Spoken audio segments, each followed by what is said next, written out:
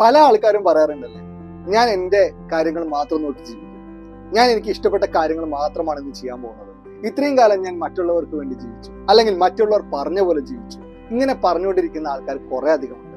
ഇപ്പൊ നമ്മൾ സോഷ്യൽ മീഡിയയിലൊക്കെ എടുത്ത് കാണുകയാണെങ്കിൽ പല ആൾക്കാരും കമന്റ്സും കാര്യങ്ങളൊക്കെ അങ്ങനത്തെ രീതിയിലാണ് വരാറ് അല്ലെ. പക്ഷേ നമ്മൾ ആലോചിച്ചിട്ടുണ്ടോ അതൊക്കെ നടക്കുമോ ഇല്ലയോ എന്നുള്ളത്? ഇത് ഇങ്ങനത്തെ ചിന്ത തെറ്റാണെന്ന് ഞാൻ ഒരിക്കലും പറയുന്നില്ല. ഇത് നല്ല ചിന്തയാണ്. നമ്മൾ ഒരു ലെവല് കഴിഞ്ഞ് കഴിഞ്ഞാൽ തീർച്ചയായിട്ടും ഇതൊക്കെ ചെയ്യണം. പക്ഷേ അങ്ങനെ ചെയ്യുന്നതിന് നമുക്ക് വല്ല ഹിൻഡ്രൻസും ഉണ്ടോ? നിങ്ങൾ എപ്പോഴും ശ്രദ്ധിച്ചിട്ടുണ്ടോ? നിങ്ങൾക്ക് ഇങ്ങനത്തെ ഒരു മനസ്സിൽ തോന്നുന്ന ഒരാളാണെങ്കിൽ നിങ്ങൾ മനസ്സിൽ തന്നെ ചോദിച്ചു നോക്കുക, am I a selfish person or am I a selfless person? ഇതാണ് ഇതിൽ വ്യത്യാസം എന്ന് പറയുന്നത്. നമ്മൾ ഭയങ്കരമായിട്ട് സെൽഫ്ലെസ് ആണെന്നുണ്ടെങ്കിൽ ഞാൻ ഈ നേരത്തെ പറഞ്ഞ കാര്യങ്ങളൊന്നും നടക്കാൻ പോകുന്നില്ല. കാരണം സെൽഫ്ലെസ് ആകുമ്പോൾ എന്താ സംഭവിക്കാൻ പോകുന്നതെന്ന് വെച്ച് കഴിഞ്ഞാൽ, നമ്മൾ ഇങ്ങനെയൊക്കെ പറഞ്ഞു തുടങ്ങുകയാണെങ്കിൽ പോലും മറ്റുള്ളവർ എന്തെങ്കിലും പറഞ്ഞു കഴിഞ്ഞാൽ, അല്ലെങ്കിൽ അതാണ് നല്ലതെന്ന് തോന്നിക്കഴിഞ്ഞാൽ ഓട്ടോമാറ്റിക്കലി നമ്മൾ അങ്ങോട്ട് ചാഞ്ചാടും.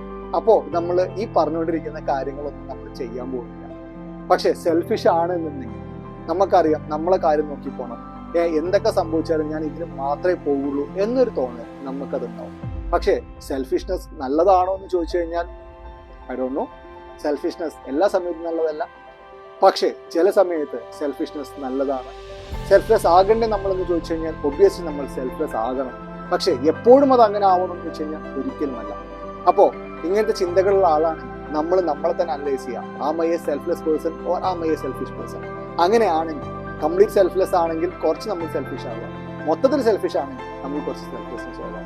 അങ്ങനെയാണെങ്കിൽ നമ്മൾ ഈ മനസ്സിൽ കണ്ടു കഴിഞ്ഞ കാര്യം, ഞാൻ വിചാരിച്ച കാര്യങ്ങൾ ചെയ്യും, ഞാൻ പറഞ്ഞ പോലെ തന്നെ ഞാൻ മുന്നോട്ട് പോകും എന്നുള്ള കാര്യങ്ങളൊക്കെ നമുക്ക് ജീവിതത്തിൽ പ്രാവർത്തികമാക്കാം.